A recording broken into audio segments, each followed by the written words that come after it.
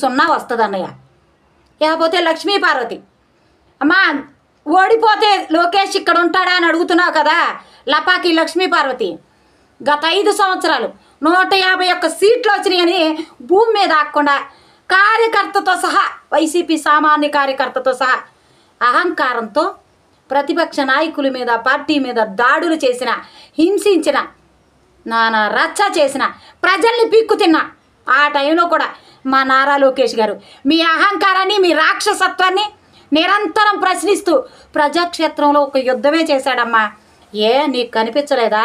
నీకు వినిపించలేదా? అవునులే, నువ్వు ముసలిదాని అయిపోయావు కదా. పండు ముసలివి ఫుల్ మేకప్ వేసుకుంటే నీకేం కనబడిద్ది, నీకేం వినపడిద్ది? నీ కళ్ళు కాకులు ఎత్తుకెళ్ళి నీ చెవుల్లో చెట్లు మొలిసినాయి కాబట్టి నీకు వినపడదు, కనబడదు.